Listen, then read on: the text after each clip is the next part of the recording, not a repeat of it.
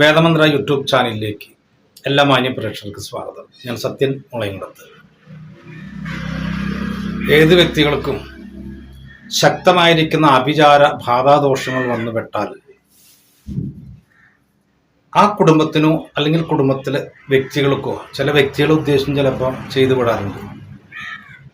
അവരുടെ കാര്യം വളരെ അധികം പരിതാപകരമായി തീരുന്നു.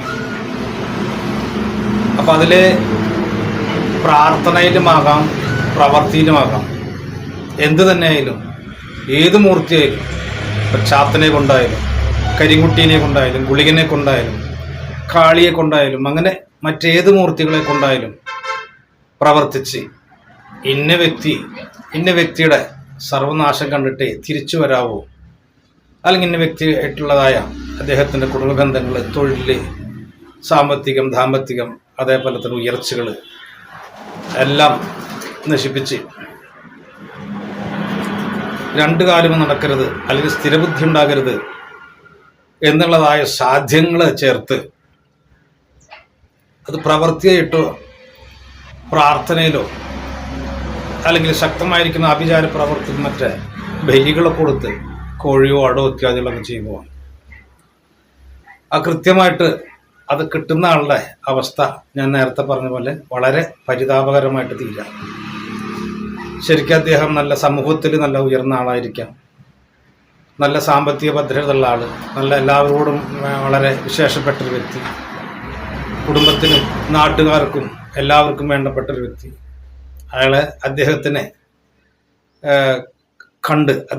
കണ്ട് ഇതേപോലെ നടക്കണം നല്ല ആളുകളൊക്കെ എന്ന് വിശേഷിക്കപ്പെടുന്നതായ ആ വ്യക്തിയും ചിലപ്പോൾ മാനസികമായിട്ടുള്ളതായ തകർച്ച കൊണ്ട് ഭ്രാന്തായിട്ട് മറ്റുള്ളവരെല്ലാവരും ദ്രോഹിച്ച് തല്ലും മുഴക്കും പ്രശ്നങ്ങളൊക്കെ ആയിട്ട് ചിലപ്പോൾ ഒരാൾക്കും വിലയില്ലാത്ത രൂപത്തിൽ വരിക. അത് ചില പ്രവൃത്തികൾ, ചില സംഗതികളൊക്കെ വന്നു കഴിഞ്ഞാൽ അങ്ങനെയാണ് ഉണ്ടാകുന്നത്. അതെത്ര കർമ്മങ്ങൾ ചെയ്താലും ചിലപ്പോൾ വീണ്ടും അതേപോലെ തന്നെ അതേ നാണയത്തിലേക്ക് തന്നെ വരിക. അപ്പം ചിലവരൊക്കെ കർമ്മത്തിനായിട്ട് പോയി കഴിഞ്ഞാൽ ഇതൊന്നും ചിലപ്പോൾ ശ്രദ്ധിക്കില്ല. കാരണം അവർക്ക് ശ്രദ്ധിക്കാൻ ഒന്നുകിൽ ഇതിൽ വന്നിട്ടുള്ളിരിക്കുന്നതായ ദേവതകൾ ഏതാച്ചെങ്കിൽ ഇദ്ദേഹത്തിനെ നശിപ്പിച്ച് അടങ്ങൂ എന്നുള്ളതായ സങ്കല്പങ്ങളെ കൊണ്ട്, അല്ലെങ്കിൽ ആ കാര്യം നിൽക്കുന്നതുകൊണ്ട് നോക്കുന്ന ആൾക്ക് ചിലപ്പോൾ കൃത്യത വന്നുകൂടാ, വരാൻ ചിലപ്പോൾ സാധ്യത കുറവുണ്ടാവും. അഥവാ കൃത്യമായി അറിഞ്ഞാലും പരിഹാരം ചെയ്യുന്ന വ്യക്തിക്ക് ചിലപ്പോൾ അദ്ദേഹം വളരെ ലളിതമായിട്ടുള്ള രൂപത്തിൽ എന്തെങ്കിലുമൊക്കെ കാട്ടി അതിൻ്റെ സീരിയസ് മനസ്സിലാക്കാതെ ചിലപ്പോൾ അതങ്ങനെ കണ്ടു പോകും. അല്ലെങ്കിൽ ഞാൻ നേരത്തെ പറഞ്ഞ വിശ്വാസത്തിൻ്റെ പേരിൽ അതൊക്കെ ശരിയായിക്കൊള്ളും, ഒന്നും കുഴപ്പമില്ല, എത്ര വെള്ളിപ്പുള്ളി തന്നോളൂ അല്ലെങ്കിൽ ഇത്ര കർമ്മം ചെയ്തോളൂ എന്ന് പറഞ്ഞ് എന്തെങ്കിലും ഒരു മുദ്രയും കൊടുത്ത് നമ്മൾ അദ്ദേഹത്തിന് പറഞ്ഞയക്കുമ്പോൾ ആ വ്യക്തിയുടെ ശരീരത്തിൽ നിന്ന് ഈ സംഗതികളൊക്കെ വിട്ടുമാറിയിട്ടുണ്ടോ എന്ന് നോക്കാനുള്ളൊരു മനസ്സ് കാണിക്കണം. അത് കാണിച്ചില്ലെങ്കിൽ വളരെയധികം കഷ്ടങ്ങളുണ്ടാകാം. ഒരുപാട് ആളുകൾ അങ്ങനെയുണ്ട്. ഇവിടെ ഒരു കർമ്മിയുണ്ടെന്ന് പറയുമ്പോൾ അങ്ങോട്ട് ചെല്ലുന്നു, അവിടെ അവർ പറയുന്ന കർമ്മങ്ങൾ ചെയ്യുന്നു.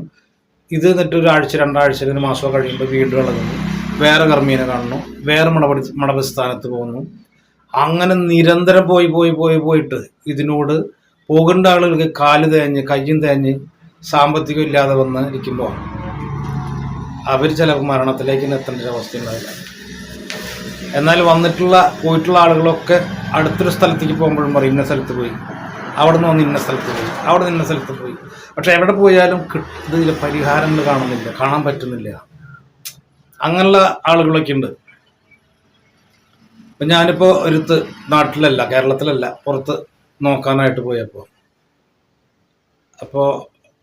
കേരളത്തിൽ നിന്ന് വന്ന ആളാണ് എന്ന് പറഞ്ഞപ്പോൾ ഭയങ്കര ഇഷ്ടത്തോടു കൂടിയിട്ട് ഒരു വ്യക്തികൾ കൊണ്ടുവന്നത്. അപ്പോൾ എന്താ വെച്ചാൽ അദ്ദേഹം അവന് യാതൊരു ഓർമ്മയില്ല,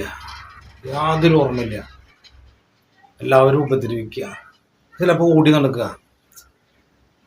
ചുട്ട വെയിലെന്ന് പറഞ്ഞാൽ വെയിലത്തേക്ക് ഇറങ്ങുന്ന മനുഷ്യൻ കത്തി പോകും, അങ്ങനത്തെ വെയിലാണ് ഇപ്പോൾ. അപ്പോൾ ആ വെയിലത്ത് ഇറങ്ങിയിട്ട് ഇദ്ദേഹം ഒരു ഓല ചൂടിയിട്ട് വരികയാണെന്ന് പറയണം. എന്ന് ചോദിച്ചാൽ ഗംഭീര മഴയാണ്, നിൽക്കാൻ പറ്റുന്നില്ല എന്ന് പറഞ്ഞിട്ട് ഒരു ഓല ചൂടിയിട്ട് വരിക. അപ്പോൾ ആ രൂപത്തിലായി അദ്ദേഹത്തിൻ്റെ മാനസികാവസ്ഥ. അപ്പോൾ അത് പ്രശ്നം വെച്ച് നോക്കുമ്പോൾ എന്ന് പറഞ്ഞ രണ്ട് കാര്യങ്ങളെ കൊണ്ട് കണ്ടിട്ടുള്ളത്. അപ്പോൾ ഞാൻ പറയും അങ്ങനെ പല കാര്യങ്ങളെ കൊണ്ട് ബാധാദോഷങ്ങൾ വരാം. വിവാഹ സംബന്ധമായിട്ടോ അല്ലെങ്കിൽ ഭൂമിയെ സംബന്ധമായിട്ടോ മറ്റുള്ള കാര്യം സാമ്പത്തിക സംബന്ധമായിട്ടോ തല്ലുവഴക്കിലോ ഒക്കെ ബാധാദോഷങ്ങൾ വരാൻ സാധ്യതയുള്ളതാണ്. അപ്പം ഇവിടെ കണ്ടിട്ടുള്ള രണ്ട് കാര്യങ്ങളാണ്. ഒന്ന് വിവാഹത്തിന് സംബന്ധമായിട്ടും ഒന്ന് സ്ഥലത്തിന് സംബന്ധമായിട്ടുമാണ് ഇവിടെ പ്രശ്നങ്ങൾ വന്നിട്ടുള്ളത്. അതിലുപരി ഇവരിയ്ക്കുന്ന സ്ഥലത്ത് നിന്ന് മാറി ഇപ്പോൾ വാടകയ്ക്കാണ് താമസിക്കുന്നത്. ആ സ്ഥലത്ത് ചെന്നപ്പോഴോ ആ സ്ഥലം അറിയായിരുന്നു, എനിക്കറിയാം. അവിടെ ഉണ്ടായിരുന്നത് അവരെ മുന്നിലത്തെ വീട്, അവിടെ ഒരു സ്ത്രീ മണ്ണെണ്ണ ഒഴിച്ചിട്ട് മരണപ്പെട്ടു പോയിട്ടുള്ളതാണ്. മണ്ണെണ്ണ ഒഴിച്ചിട്ട് കത്തി പിടിക്കുമ്പോൾ അതങ്ങനെ ചിവരിനോടുകൂടിയാണ് ചാരുന്നത്. കുറൊക്കെ അവിടെ ഓടി നടന്നിട്ട് ലാസ്റ്റ് റൂമിൽ വന്നു. അപ്പം ഇവിടെ ഈ ഓടി നടന്ന അല്ലെങ്കിൽ ഇവരുടെ നിന്നിരുന്ന ഒരു റൂമിലാണ് ഇവർ താമസിക്കുന്നത്. സ്വാഭാവികമായിട്ട് അവിടുത്തെ എല്ലാ പ്രശ്നങ്ങളും ഈ സംഗതികൾ ഇദ്ദേഹത്തിൻ്റെ ശരീരത്തിൽ കൂടി. അപ്പോൾ ഒരാൾക്കും രക്ഷിക്കാൻ പറ്റാത്തതായൊരവസ്ഥയിലാണ് ഇപ്പോൾ കിടക്കുന്നത്. ഒരാൾക്കും രക്ഷിക്കാൻ പറ്റാത്തതവസ്ഥ. അപ്പം ഈ സ്ഥലത്തിനെ സംബന്ധമായിട്ട് വന്നിട്ടുള്ളൊരു വിഷയം എന്താ വെച്ചാൽ ഇവർ താമസിച്ചിരുന്ന സ്ഥലം ഇവരുടെ വീട്ടിലൊരു അത്യാവശ്യം ഒന്ന് നോക്കുമ്പോൾ അത് വിൽക്കണം. അത് വിറ്റിട്ട് നോക്കുമ്പോൾ അതിൽ അഡ്വാൻസ് കൊടുത്തു ലക്ഷങ്ങളുണ്ട്. അപ്പോൾ അതിൽ അഡ്വാൻസ് കൊടുത്ത് കുറച്ചുള്ളൂ. ഒരു 6 മാസത്തിൻ്റെ ഉള്ളിൽ കരാർ എഴുതിയിട്ട് 6 മാസം കഴിഞ്ഞിട്ട് പോവാം, അതുവരെ ഇവർക്ക് താമസിക്കുക എന്നുള്ളതിൽ. അതായത് രജിസ്ട്രേഷൻ കഴിഞ്ഞിട്ടാണ് ഇവിടുന്ന് പോകുള്ളൂ, അങ്ങനെ പറഞ്ഞിട്ട് നിർത്തിനാറ്. അപ്പോൾ ഈ വാങ്ങിച്ച വ്യക്തി സ്ഥലം മേടിച്ച് അഡ്വാൻസ് കൊടുത്തിട്ടുള്ളൂ. അപ്പോൾ ഒരു മാസം, അപ്പോൾ ഇവർക്ക് പോകാൻ പെട്ടെന്നൊരു സ്ഥലമില്ല. ഇനിയിപ്പോൾ രജിസ്ട്രേഷൻ കഴിഞ്ഞാൽ ഈ വീട്ടിൽ തന്നെ വാടകയ്ക്ക് താമസിക്കാം എന്നുള്ളതായൊരു ഇതിലാണ് നിൽക്കുന്നത്. വേറെ എവിടേക്ക് പോകാൻ പാകില്ല, സ്ഥലം കിട്ടൂല. മേടിച്ച ആൾക്കാണെങ്കിൽ ഒരുപാട് സ്ഥലമുണ്ട്, വീടുകളുണ്ട്. അപ്പോൾ എങ്ങനെ ഈ അഡ്വാൻസ് ഒരു മാസം ആകുമ്പോഴേക്കും അദ്ദേഹം വന്നിട്ട് എന്ത് ചെയ്തു എന്ന് പറഞ്ഞാൽ ഈ സ്ഥലത്തിൽ കുറച്ച് ചെടിയും കാര്യങ്ങളൊക്കെ ഉണ്ടായിരുന്നു, മാവും ഉണ്ടായിരുന്നു, ഒക്കെ വെട്ടി ഇവരോട് ഇറങ്ങാൻ പറയും. അപ്പോൾ ഒരു 6 മാസത്തേക്കാണ് ഇവർ കരാർ എഴുതിയിട്ടുള്ള. 6 മാസം കഴിഞ്ഞിട്ടാണ് അത് രജിസ്ട്രേഷനുള്ളൂ. അതിന് ശേഷം അവർക്ക് എന്തെങ്കിലും തീരുമാനിക്കാൻ പറ്റുള്ളൂ. അപ്പോൾ ആ വ്യക്തികൾ വന്നിട്ട് എന്ത് ചെയ്യുന്നു പറഞ്ഞാൽ അവർ വന്നിട്ട് ഇവിടെ അവരുടേതായൊരു അധികാരം അവർ കാണിക്കാൻ നോക്കി. ചെടികൾ വെട്ടി, അത് വെട്ടി, ഇത് വെട്ടി, അവരോട് ഇറങ്ങി പോകാൻ പറഞ്ഞു, വാലടയ്ക്കാൻ പറഞ്ഞു. അപ്പോൾ ഇവർ എന്ത് ചെയ്തെന്ന് പറഞ്ഞാൽ വന്നിട്ടുണ്ടായിരുന്ന വ്യക്തിനെ, പണിക്കാരാണ് വന്നിട്ടുണ്ടായിരുന്നത്, മറ്റൊരാളോട് വരാൻ പറഞ്ഞു. മേടിച്ച ആളെ ഇവരവിടെ അടിച്ച് നാശാക്കി. ഇറങ്ങേണ്ട അവിടെ നല്ല അഡ്വാൻസും കൊണ്ടുപോകാം, സ്ഥലം എനിക്ക് തരില്ല എന്ന് പറഞ്ഞിട്ട്. അങ്ങനെ പിന്നെ എന്ത് ചെയ്തെന്ന് പറഞ്ഞാൽ അവർ ശക്തമായിരിക്കുന്ന ആഭിചാരങ്ങളാണ് ചെയ്തത്. ആഭിചാര പ്രവൃത്തിയിൽ ഇവിടെ മാസാരിയുടെ അതും ഉണ്ടായിരുന്നു. മാസാനിയമ്മൻ ഒരു പ്രത്യേകിച്ച് എന്താ വെച്ചാൽ അവിടെ ശത്രുക്കൾ ആരാണെന്ന് വെച്ചെങ്കിൽ അവരുടെ ശത്രുക്കൾ ആരാണെങ്കിൽ അതിനെ നിഗ്രഹിക്കാനായിട്ട് പല കാര്യങ്ങൾക്കും പറയുന്നുണ്ട്. പ്രത്യേകിച്ച് ആളെ ഉപദ്രവിക്കാൻ തന്നെയാണ്. മിളക് അങ്ങോട്ട് അരച്ചിട്ട് വലിയ വറ്റൽമുളക് ഉണ്ടാവും നീളുള്ളത്, അവിടെ വിൽക്കാനൊക്കെ വെക്കുന്നുള്ള പാക്കറ്റിൽ. ഈ സ്റ്റേഷനറി കട പോലെയാണ്. ആ ക്ഷേത്രത്തിൻ്റെ പരിസരത്ത് മുഴുവൻ മിളക് വെക്കാൻ പറ്റും. അതാണ് കൊണ്ടുവന്നിട്ട് അങ്ങോട്ട് ആട്ടുകല്ലിലിട്ട് അരച്ചിട്ട് അവിടെ ഒരു ചെറിയൊരു വിഗ്രഹം ഉണ്ട്, അതും അങ്ങോട്ട് അരച്ച് തേക്കും. അതങ്ങോട്ട് കഴിഞ്ഞാൽ ഈ പാർട്ടി ആരെ ഉദ്ദേശിച്ചാണെന്ന് വെച്ചെങ്കിൽ എത്ര കിലോമീറ്റർ അകലെ ഉണ്ടായിട്ടുള്ള ആളായിക്കോട്ടെ, അത് ശരിക്കും അദ്ദേഹം അവിടെ അനുഭവിക്കാൻ തുടങ്ങും. പിന്നെ അദ്ദേഹത്തിന് തൊട്ടിട്ട് കാര്യമില്ല. ആരാണ് അതിനെ പരിഹാരം ചെയ്യാൻ വരണമെന്ന് വെച്ചാൽ അവനെ വരെ ഈ സംഗതി ഉപദ്രവിക്കും. അത്രയും ശക്തി സ്വരൂപിണി തന്നെ, അത്രയും ഭയങ്കര ഒരു ബുദ്ധിമുട്ടുണ്ടാക്കുന്ന ഒരാളാണ് മാസാനിയമ്മൻ. ചിലർ ഈ ശിക്ഷിക്കാൻ മാത്രമല്ല കേട്ടോ, രക്ഷിക്കാൻ അദ്ദേഹത്തിന് തന്നെ വിളിക്കും. അങ്ങനെയുണ്ട്. അപ്പം ഞാൻ പറഞ്ഞു വന്നത് ഈ സംഗതികളൊക്കെ ഇവൻ്റെ ശരീരത്തിൽ കയറി, ആ ശരീരത്തിൽ കയറി. അതേപോലെ തന്നെ അവർ കല്യാണം കഴിക്കാമെന്ന് പറഞ്ഞിട്ട് ഒരു ഇഷ്ടപ്പെട്ടു. 2 മതക്കാരാ. ആ 2 മതക്കാർ അവർ കല്യാണം കഴിക്കേണ്ട സമയമായിപ്പോൾ വീട്ടുകാരറിഞ്ഞു. അത് അറിഞ്ഞു അടിയും പിടിയും വേണ്ടുന്ന ബഹത്തായി അവിടെ. അപ്പോൾ അതിൽ പെണ്ണിൻ്റെ വീട്ടിലേക്ക് വിളിച്ചുകൊണ്ട് വന്നു. നാളെ മേലൊക്കെ കാണാൻ പാടില്ല, ഇരിക്കാൻ പാടില്ല, ഇവന് ജീവനോട് ഇരിക്കാൻ പാടില്ല, ഈ കുട്ടീനെ ഓർമ്മിക്കാൻ പാടില്ല. അപ്പോൾ എന്താ ഇതും കൂടി അങ്ങനെ അവർ എന്ത് ചെയ്യുമെന്ന് പറഞ്ഞാൽ ഈ സ്ഥലത്ത് നിന്ന് അവർ വിറ്റിറങ്ങി പോവുക, ഇവിടെ നിൽക്കാൻ പറ്റില്ല എന്നുള്ളത്. അങ്ങനെ പോയി കിട്ടിയതാണ് ഞാൻ പറഞ്ഞപ്പോൾ താമസിക്കുന്ന സ്ഥലം. അതാണെങ്കിൽ അതിലേറെ പ്രശ്നമുള്ള സ്ഥലമായിരുന്നു. ആ സ്ഥലത്ത് ഒരുപാട് പ്രശ്നങ്ങളുണ്ട് എന്ന് കണ്ടുകൊണ്ട് തന്നെ അവിടെ ആരും വന്നാൽ സ്ഥിരമായിട്ട് നിൽക്കില്ല. കാരണം വരുമ്പോഴേക്കും ഇതേ സംഭവം ഉണ്ടാവുക. ഈ തിരി കൊടുത്ത് മരിച്ചിട്ടുള്ള സംഭവങ്ങളും അതേപോലെ തന്നെ ആ സ്ഥലത്തിനോട് കൂടി ബന്ധപ്പെട്ടുള്ള പ്രശ്നങ്ങളും. അപ്പോൾ ആരും വന്നു കഴിഞ്ഞൊരു മാസം 2 മാസത്തിൽ കൂടുതൽ അവിടെ നിൽക്കാറില്ല. എന്നാൽ വരുന്നവരോട് ഇതിൻ്റെ ഗുണദോഷങ്ങൾ ഇന്നതാണെന്ന് ഒരാളും പറഞ്ഞു കൊടുക്കില്ല. ഇപ്പം എന്തെങ്കിലും അത്യാവശ്യമായിട്ട് ഒരു ജോലിയുണ്ട്, അല്ലെങ്കിൽ ആ വീട് അവർക്ക് താമസിക്കാൻ അവിടെ പറ്റുന്നില്ല, വീട് അത്യാവശ്യമാണ്, എവിടെ വീടുള്ളതെന്ന് പറഞ്ഞാൽ ആരെങ്കിലും ഈ സാധനം കാണിച്ചു കൊടുക്കും, വന്നവർക്കൊക്കെ പണി കിട്ടും. അപ്പോൾ ഇതിൻ്റെ ഉടമസ്ഥൻ ഇത് പൊളിച്ചു കളയൂല, അല്ലെങ്കിൽ ഇതിന് വേണ്ട പരിഹാരങ്ങൾ ചെയ്യൂല. അപ്പോൾ വരുന്നവർക്കൊക്കെ ഇത് കിട്ടിക്കൊണ്ടിരിക്കുക. അപ്പോൾ അദ്ദേഹം നമ്മൾ പറഞ്ഞിരിക്കുന്ന കഥാനായകൻ ഇന്നും വളരെയധികം മാനസികമായിട്ടുള്ള അവസ്ഥയിൽ ആള് നോക്കാൻ വന്ന സമയത്ത് തന്നെ ഗുസ്തി. ആരാ നീ എന്താ നോക്കുന്നത്, നീ ഇന്നോട്ട് ഇരിക്കാൻ പറയാ, നീ ആരാ ഇരിക്കാൻ പറയാ. അവൻ്റെ നോട്ടം കണ്ടു കഴിഞ്ഞാലുണ്ടല്ലോ, അവൻ ആ കൃഷ്ണമണിയുടെ പിടുത്തം കണ്ടു കഴിഞ്ഞാൽ നമ്മളാരും ദഹിച്ചു പോകും. അത് കഴിഞ്ഞ് കുറേ കഴിഞ്ഞപ്പോൾ ആൾ വന്നിട്ട് പിന്നെ പറയണം, ഞാൻ എന്തെങ്കിലും പറയണത് എനിക്ക് അറിയണില്ല, ഞാൻ എന്തെങ്കിലും പറഞ്ഞു പോകണം. അങ്ങനെ അപ്പോൾ ഈ പറഞ്ഞു വന്നത്, ശക്തമായിരിക്കുന്നതായ ആഭിചാര പ്രവൃത്തി ദോഷങ്ങൾ വന്നു കഴിഞ്ഞാൽ അതിപ്പോൾ മലയാളിക്കാവട്ടെ, ഇംഗ്ലീഷുകാരനാവട്ടെ, തമിഴിനാവട്ടെ, ബംഗാളിക്കാവട്ടെ, ആർക്കാവട്ടെ, ദോഷങ്ങളായിട്ട് വന്നു കഴിഞ്ഞാൽ കൃത്യമായിട്ട് അതിന് പരിഹരിക്കാൻ പറ്റാവുന്ന ഒരവസ്ഥ ഏത് കർമ്മിയായാലും സ്വീകരിക്കണം. ചിലപ്പോൾ അയാൾക്ക് തീരെ വരാത്ത ആളുകളില്ലാത്ത ഒരു കർമ്മിയായിരിക്കാം, ചിലപ്പോൾ ദിവസം 100 കണക്കിന് ആളുകൾ വരുന്ന കർമ്മിയായിരിക്കാം. അപ്പോൾ എന്തായാലും ശരി, വരുന്നതായ വ്യക്തിക്ക് അദ്ദേഹത്തിൻ്റെ കുടുംബത്തിലേക്ക് വന്നിരിക്കുന്ന ദോഷത്തെ അത് കണ്ടറിഞ്ഞുകൊണ്ട് ഇന്നതാണ് ദോഷം, ഇന്നതൊക്കെ ഉണ്ട്, അതിൽ ഇന്ന ബാധാമൂർത്തികളുണ്ട്, ഇന്നമായുള്ള പ്രേതദോഷങ്ങളുണ്ട്, ഇതിനെന്നമാതിരി തീർത്ത് കഴിഞ്ഞാൽ വിടുമോ, അത് തീർത്ത് കഴിഞ്ഞാൽ എങ്ങനെയാണ് അത് പരിഹരിക്കാൻ നമുക്ക് എന്താ പറ്റുക, ഇനി അദ്ദേഹത്തിൻ്റെ ധർമ്മദൈവങ്ങളുടേതായ എന്തെങ്കിലും ബുദ്ധിമുട്ടുണ്ടോ, ഇതൊക്കെ വരുമ്പോഴും ചെയ്തിട്ടുള്ള കാര്യങ്ങൾ കൃത്യത വരാതെ നിൽക്കും. അപ്പോൾ ഒരു സംഭവം ഏറ്റു കഴിഞ്ഞാൽ അത് അവസാനിക്കുന്ന ഒരു പണി തന്നെയാണ്. ആ പണീനെ വളരെ നിസ്സാരമായിട്ട് തന്നെ കണ്ടു കഴിഞ്ഞാൽ ഈ വന്നിരിക്കുന്ന ആളുകൾക്ക് ഒരു തരത്തിലുള്ളതായ സുഖങ്ങളും ഉണ്ടാവില്ല. ഒരുപാട് ക്ഷേത്രങ്ങളുണ്ട്, ഒരുപാട് കർമ്മികളുണ്ട്. പക്ഷെ അപൂർവമായിട്ടാണ് അവർ വന്നിട്ടുള്ള ആളുകൾക്ക് എല്ലാവർക്കും 100% വ്യത്യാസമായി എന്ന് പറയുന്നത്. എല്ലാവർക്കും ആയില്ല, ഞാനായാലും ശരി ആയിക്കൊള്ളണമെന്നില്ല. അപ്പം അത് എന്താണത് ആകാഞ്ഞത്, എന്താണ് അവർക്ക് കറക്റ്റായി മാറിപ്പോകാഞ്ഞത്, അതിൽ വേറെ എന്തെങ്കിലും പ്രശ്നങ്ങളോ ഉണ്ടെങ്കിൽ ഞാൻ ശരിയാക്കി തരുന്നുണ്ട് എന്ന് പറയാനുള്ളൊരു മാനസികാവസ്ഥയും കൂടി കർമ്മികൾക്ക് ഉണ്ടാവണം. കാരണം ഇനി എന്നെ കൊണ്ട് പറ്റില്ല, നിങ്ങൾ പൊക്കോ എന്ന് പറയലല്ല, അത് നമ്മളത് ചെയ്യാം എന്ന് ഉള്ള വ്യവസ്ഥ നമ്മൾ അത് ഏറ്റുകഴിഞ്ഞാൽ കുഴപ്പമില്ല, ഞാൻ ചെയ്ത് ശരിയാക്കി തരുന്നുണ്ട് എന്ന് പറഞ്ഞു കഴിഞ്ഞാൽ അത് ശരിയാക്കണം. അല്ലെങ്കിൽ മുന്നേ എന്നെ കൊണ്ട് കഴിയില്ല, നിങ്ങൾ എവിടേക്കാണ് ഇപ്പോൾ പോകും എന്ന് പറയുന്ന ഒരു അവസ്ഥയും കൂടി ഉണ്ടാക്കണം. കാരണം ചില ബാധാദോഷം ഈ വ്യക്തിയുടെ തന്നെ, ഈ വ്യക്തിക്ക് ഒരുപാട് സ്ഥലത്തൊക്കെ പോയിട്ടുള്ള കർമ്മങ്ങളൊക്കെ ചെയ്തിട്ടുള്ളതാണ്.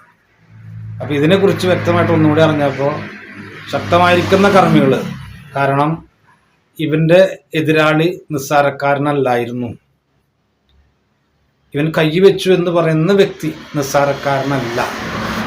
സാമ്പത്തികമായിട്ടും അദ്ദേഹത്തിൻ്റെ നിലനിൽപ്പ് വളരെ വലുതാണ്. ഇവർ ഇരിക്കാൻ ഇവരുണ്ടാകുന്ന വീട് വിറ്റു, അവനതുപോലെ ഡസൻ കണക്കിന് വീടുകൾ അയാൾക്കുണ്ട്. അത്ര സാമ്പത്തിക ഭദ്രതയുള്ള ആളാണ്, മാന്യതയുള്ള ആളാണ് സമൂഹത്തിൽ. അവൻ ഈ ചെയ്യാൻ പാടില്ലാത്ത കാര്യം ചെയ്ത കാരണമാണ് ഇവരങ്ങനെ കൈവച്ചത്.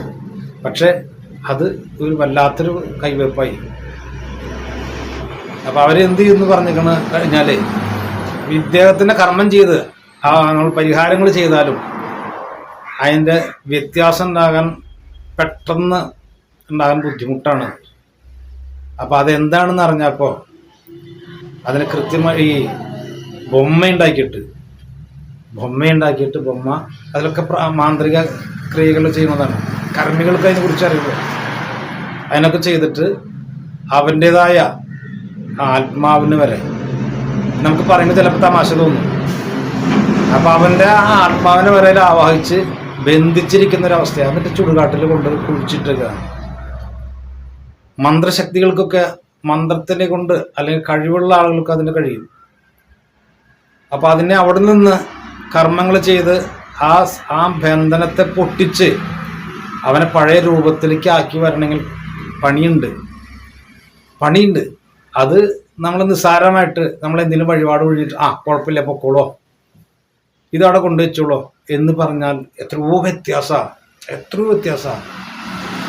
കർമ്മങ്ങൾ ചെയ്ത് ആ സംഭവത്തിനെ പൊട്ടിക്കാനായിട്ട് കഴിഞ്ഞില്ലെങ്കിൽ ബുദ്ധിമുട്ട് തന്നെയാണ്. അതിന് പുറമെയാണ് ഈ മറ്റേ സ്ത്രീ പ്രേതങ്ങൾ. ആ പ്രേതം ഒരിക്കലും വിട്ടുപോകാത്ത പോലെയാണ്. ഇവൻ സന്ധ്യയായി കഴിഞ്ഞാൽ കാണാൻ ഭയങ്കര കരച്ചിലാണ് പറയുന്നത്. കരച്ചിൽ എണീക്കാൻ പറ്റാത്ത, അല്ലെങ്കിൽ അങ്ങോട്ടും ഇങ്ങോട്ടും തിരിയാൻ പറ്റാത്ത ഓടിയിട്ട് കരച്ചിലാണ് സംഭവം. ഇതൊക്കെയാണ് അവ അനുഭവിക്കുന്നത്. പക്ഷെ അദ്ദേഹം ഒരു മാനസിക രോഗി എന്ന് പറഞ്ഞതുപോലെ 6 വർഷത്തോളമായിട്ട് ആൾ ഈ ലെവലിലാണ് പോണത്. അപ്പോൾ ആരും അദ്ദേഹത്തിനെ പ്രത്യേകിച്ച് ശ്രദ്ധിക്കുന്നില്ല. കാരണം അയാൾ അങ്ങനെയാണ്. അവിടെ ശത്രുത വന്നോ ബാധാദോഷങ്ങൾ വന്നോ ഒന്നും ആർക്കും അറിയണ്ട. അവൻ കയ്യിൽ നിന്ന് പൂർണ്ണമായിട്ട് പോയി. ഒരു മനുഷ്യ ജീവൻ മരിക്കണമില്ല ജീവിക്കണമില്ല എന്നുള്ള അവസ്ഥയായി. അപ്പം ഇതേപോലെ തന്നെ ബാധാദോഷങ്ങൾ, ശക്തമായിരിക്കുന്ന ആഭിചാര പ്രവർത്തികൾ, ശക്തമായിരിക്കുന്നതായ ഈ പ്രാർത്ഥന കാര്യങ്ങളെ കൊണ്ടോ ആഭിചാരങ്ങളെ കൊണ്ടോ വന്നിരിക്കുന്ന മലവാരം കടവാരം കെട്ടുമുട്ട് ബന്ധനങ്ങൾ, ആഭിചാര പ്രവർത്തികളൊക്കെ വന്നു കഴിഞ്ഞാൽ ആ വ്യക്തി ആരാണെങ്കിൽ തന്നെ അദ്ദേഹത്തിൻ്റെ മാനസിക നില, ശാരീരിക അവസ്ഥകൾ എല്ലാം താറുമാറായിട്ട് കിടക്കുക. അപ്പം അത് അറിയുന്നവരാണ് വെച്ചെങ്കിൽ കൃത്യമായിട്ട് ചെയ്തു കൊടുക്കുക, അറിയില്ലെങ്കിൽ വിട്ടുകൊടുക്കുക. കാരണം സാമ്പത്തികം ഉണ്ടാക്കാൻ പറ്റുന്നൊരു മേഖലയാണ് മാന്ത്രികം, അല്ലെങ്കിൽ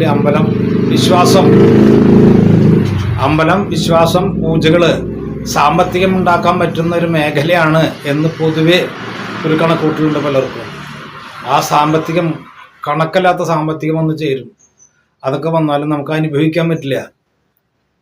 അപ്പോഴോ വന്നിരിക്കുന്ന വ്യക്തി എന്താണെന്ന് വെച്ചാൽ അവനൊന്ന് താഴ്ത്തുന്നിരിക്കാനോ, ഒന്ന് സ്വസ്ഥതയോടുകൂടി അവൻ്റെ സ്വബോധം വരാനോ, ഒന്ന് ഉറങ്ങാനോ, അവൻ്റെ മാതാപിതാക്കളെ അച്ഛ അമ്മ എന്ന് അറിഞ്ഞുകൊണ്ടൊന്ന് വിളിക്കാനോ, ഭാര്യ മക്കളെ എന്ന് സന്തോഷിപ്പിക്കാനോ കഴിയാവുന്ന രൂപത്തിൽ ആക്കി വിടാനായിട്ട് പലരും ശ്രമിക്കുക. അപ്പം ഈ ദോഷങ്ങൾ വന്നിട്ടുള്ളത്, ആ ദോഷങ്ങളെ അതിനെ കൃത്യമായിട്ട് ആചരിച്ച് ആ കർമ്മങ്ങൾ ചെയ്തതിനെ ആവാഹിച്ച് മാറ്റിക്കഴിഞ്ഞാൽ ഒരു പുത്തനുണർവ് വരാനായിട്ടുള്ള വഴികൾ എന്താണെന്ന് നോക്കുക. ചിലപ്പോൾ ചികിത്സ വേണ്ടി വരും, അതിന് ഡോക്ടറെ കാണിക്കാൻ പറയാം. മലയാളമോ ഇംഗ്ലീഷോ അതാച്ചെങ്കിൽ ഡോക്ടറെ കാണിച്ചിട്ട് ആ നാഡി ഞരമ്പുകളൊക്കെ ഒന്ന് കറക്റ്റായിട്ട് വരാനായിട്ട് അതിനൊക്കെ ചിലപ്പോൾ മരുന്ന്, അല്ലെങ്കിൽ മാനസമിത്രം ഗുളിക 7 ദിവസം അല്ലെങ്കിൽ 14 ദിവസമൊക്കെ പാലിലരച്ചിട്ട്, പശുവിൻ പാലിലരച്ച് കൊടുക്കുന്നുണ്ട് മാനസമിത്രം. അപ്പോൾ അത് അങ്ങനെയൊക്കെ ചെയ്യാം. അപ്പോൾ ശക്തമായിരിക്കുന്ന ആഭിചാര പ്രവൃത്തികളോ ശത്രുദോഷങ്ങളോ ഉണ്ടെങ്കിൽ, അതേപോലെ തന്നെയാണ് പ്രേതദോഷങ്ങളോ വന്നു കഴിഞ്ഞാൽ ആള് എടുക്കാണ്ടാവില്ല, അല്ലെങ്കിൽ അങ്ങനത്തെ സ്വരൂപമായിട്ട് മാറുക. അപ്പോൾ ഇത്തരം കാര്യങ്ങളൊക്കെ വന്നു കഴിഞ്ഞാൽ അതിനെ മനസ്സിലാക്കുക എന്നുള്ളതാണ്. ചിലവർ നാളികേരം മുട്ടിയിട്ട് അതിൽ നോക്കിയിട്ട് ഫലം പറയുന്നവരുണ്ട്. അപ്പോൾ ഇത്തരം ആളുകൾ, ഈ തരത്തിൽ ബുദ്ധിമുട്ടുന്ന ആളുകളാണ് ഒരു കർമ്മിയുടെ അടുത്ത് വരുന്നതെങ്കിൽ, ഒരു ജ്യോതിഷൻ്റെ അടുത്ത് വരുന്നെങ്കിൽ മുന്നേ നോക്കിയിറങ്ങി. അപ്പോൾ നോക്കണവരൊന്നും അധികം ഉണ്ടാവില്ല. ചിലവർ അല്ലെങ്കിൽ തുള്ളി പറയുന്നവരുണ്ട്. എല്ലാവരും ഒരേ ഗണത്തിൽ പെടുത്തുന്നില്ല കേട്ടോ. അപ്പോൾ അത് വന്നു കഴിഞ്ഞാൽ എന്തെങ്കിലും പറയുന്നവരുണ്ട്, കാര്യമായിട്ട് പറയുന്നവരുണ്ട്. അത് ഏതാണെന്നുള്ളത് കൃത്യമായിട്ട് മനസ്സിലാക്കുക. ചിലവർ നാളീരുടച്ചിട്ട് നോക്കിയിട്ട് പറയുന്നവരുണ്ട്, അല്ലാതെ അടയ്ക്ക വെച്ചിട്ട് തിരിച്ചിട്ട് പറയുന്നവരുണ്ട്. അതിലൊക്കെ നല്ലത് കൃത്യമായിട്ട് പ്രശ്നം വെച്ചിട്ട് അത് ബാധാസ്ഥാനത്ത് ആര് നിൽക്കുന്നു, ശത്രുദോഷത്ത് ആര് നിൽക്കുന്നു, ഈ സർപ്പങ്ങളുണ്ടോ, ചാത്തനാണോ, മറ്റു മൂർത്തികളാണോ, ഏതൊക്കെയാണോ എന്നുള്ളത് കൃത്യമായിട്ട് അറിഞ്ഞ് അതിന്ന രൂപത്തിൽ പരിഹാരം ചെയ്തു കഴിഞ്ഞാൽ അത് വിട്ടുമാറുക. അല്ലെങ്കിൽ അത് ബുദ്ധിമുട്ടുള്ള ഒരു ബാധസ്ഥാനമാണ് കാണുന്നതെങ്കിൽ, അല്ലെങ്കിൽ ബുദ്ധിമുട്ടുണ്ടാക്കുന്ന മൂർത്തികളാണ് അതിൽ നിൽക്കുന്നതെങ്കിൽ, ഇന്ന കർമ്മികളെ കൊണ്ട് ചെയ്തു കഴിഞ്ഞാൽ അത് ശരിയാവുമോ എന്ന് ഒഴിവ് നോക്കിയിട്ട്, അപ്പോൾ ചിലപ്പോൾ കുറേ അധികം കർമ്മികളെ ഈ വ്യക്തി കണ്ടുവരും മനസ്സുകൊണ്ട്. ഇന്നമാര് ചെയ്താൽ മതിയോ, ഇന്ന ആളെ ചെയ്താൽ മതിയോ, അത് ചെയ്താൽ മതി എന്ന് അദ്ദേഹം ചെയ്തു കഴിഞ്ഞാൽ വൃത്തിയായിട്ട് മാറും എന്നുണ്ടെങ്കിൽ കൃത്യമായിട്ട് പ്രശ്നത്തിൽ തെളിയും. അപ്പോൾ അതേപോലെ തന്നെ ആ കർമ്മീനെ ചെന്ന് കണ്ട് കാര്യങ്ങൾ ഉണർത്തിച്ച് കൃത്യമായിട്ട് കർമ്മങ്ങൾ ചെയ്യുക. ഒപ്പം തന്നെ അവരുടെ ധർമ്മദൈവങ്ങളും ആകെ വഴിപിഴച്ച് കിടക്കുന്നതായ ഒരു അവസ്ഥയായിരിക്കാം. ആ ധർമ്മദൈവങ്ങളുടേതായ ദുരിതങ്ങളെ മാറ്റി അവർക്ക് കർമ്മപ്രീതി വരുത്തി ആചരിക്കുക. അപ്പം ചാത്തൻ്റെയോ ചൊവ്വയുടെയോ കാളിയുടെയോ ഏത് ബാധാദോഷങ്ങൾ വന്നാലും ആ വന്നിരിക്കുന്നതായ അവസ്ഥ, പ്രവർത്തിച്ചിരിക്കുന്ന പ്രവൃത്തിക്കാരൻ്റെ മാനസികാവസ്ഥ, ആ കർമ്മിയുടെ ശക്തി, അതൊക്കെ ഇതിനെ സാധൂകരിക്കുന്നതാണ്. കാരണം അവൻ ഏത് തരത്തിലാണോ ആ ഏത് കർമ്മിയാണോ അടിച്ചു കയറ്റിയിട്ടുള്ളത് അതേപോലെ തന്നെയാണ് അവിടെ ഉപദ്രവങ്ങൾ ഉണ്ടാകുക. അപ്പോൾ ആയതുകൊണ്ട് ഇങ്ങനെ കൃത്യമായിട്ട് കാര്യങ്ങൾ അറിഞ്ഞ് കർമ്മങ്ങൾ ചെയ്യാനായിട്ട് എല്ലാ കർമ്മങ്ങളും ശ്രമിക്കുക. അതായത് എൻ്റെ മാത്രം ഒരു അഭിപ്രായമല്ല, ഈ കണക്കല്ലാത്ത കർമ്മികളുണ്ട്. ഇതിനൊന്നും മറ്റേ ഡോക്ടർമാരെ പോലെ ലൈസൻസ് ഒന്നുമില്ല. ലൈസൻസ് ഉള്ളവരുണ്ടായിരിക്കാം, പക്ഷേ ആർക്ക് എന്ത് വേണമെങ്കിൽ ചെയ്യാം, അല്ലെങ്കിൽ എൻ്റെ മാതിരി ചെയ്യാം, അങ്ങനൊരു സംഭവമില്ല. വന്നിട്ടുള്ളവരൊക്കെ ഓക്കെ ഞാൻ ചെയ്തോണ്ട് ഞാൻ ശരിയാക്കിയാരുണ്ട് എന്ന് പറഞ്ഞിട്ട് നമ്മൾ പൈസ വാങ്ങിക്കലും ചിലപ്പോൾ വാങ്ങിക്കുന്ന ആളുകൾക്ക് ചിലപ്പോൾ വരുന്നവർക്ക് ചിലപ്പോൾ കൃത്യമായിട്ടുള്ളതൊരു മാറ്റം ഉണ്ടാവില്ല. അത് വളരെ വിഷമമാണ്. കാരണം വളരെ കഷ്ടപ്പെട്ടിട്ടോ ഇദ്ദേഹം പറയുന്ന പൈസ ഒക്കെ സംഘടിപ്പിച്ചിട്ടുണ്ടാവുക. ഇനി അടുത്തൊരു സ്ഥലത്തേക്ക് പോകണമെങ്കിൽ ഇതേ പൈസ അല്ലെങ്കിൽ ഇതിൽ കൂടുതൽ പൈസ വേണം. അപ്പോൾ അവർ ഇതൊന്നും സംഘടിപ്പിക്കാൻ പറ്റാവുന്ന ഒരു വ്യക്തികളായിരിക്കില്ല. എന്നാൽ കർമ്മം ചെയ്ത ആൾ ശരിയായില്ല എന്ന് തോന്നിക്കഴിഞ്ഞാൽ പൈസ തിരിച്ചു കൊടുക്കും. അത് കൊടുക്കില്ല. കാരണം അദ്ദേഹം കുറേ കർമ്മങ്ങളൊക്കെ ചെയ്തിട്ടുണ്ട്, കുറേ സാധനങ്ങളൊക്കെ മേടിച്ചിട്ടുള്ള സഹായിക്കുക ആളുകളുണ്ടായി, അവർക്ക് പൈസ കൊടുത്തിട്ടുണ്ടാവും. അപ്പോൾ അതൊന്നും തിരിച്ചു കൊടുക്കാനായിട്ട് പറ്റില്ല. എന്നാൽ ചിലവരെ പൈസ കിട്ടണം എന്ന് പറഞ്ഞിട്ട് വഴക്കുണ്ടാക്കുന്നവരുണ്ടാകും. അപ്പോൾ നമ്മളൊരു കാര്യം ചെയ്യുമ്പോൾ പരമാവധി അത് അടുപ്പിച്ച് കൃത്യമായി വരുത്താനായിട്ട് നോക്കുക. ഇനി അതിൽ ശരിയായില്ല വെച്ചെങ്കിൽ ഞാൻ നോക്കട്ടെ, എന്നെ കൊണ്ട് പറ്റുമോ നോക്കട്ടെ എന്ന് പറഞ്ഞിട്ട് അടുത്ത ചാൻസും അവരെ ഒന്നും മേടിക്കാതെ കർമ്മങ്ങൾ ചെയ്ത് കൊടുക്കുക. അപ്പോൾ അതിൽ എന്തുകൊണ്ടാണ് അത് വിട്ടുമാറാഞ്ഞേ, അതിൽ ആരാണെന്നുള്ളത് കൃത്യത വരുത്തിയിട്ട് ചെയ്യുക. അങ്ങനെയൊക്കെ വരുമ്പോൾ മാറ്റങ്ങൾ ഉണ്ടാകും. അപ്പോൾ ഈ അറിവ് നിങ്ങൾക്ക് ഇഷ്ടമായെങ്കിൽ ലൈക്ക് ചെയ്യുക, ഷെയർ ചെയ്യുക, സബ്സ്ക്രൈബ് ചെയ്യുക. നന്ദി.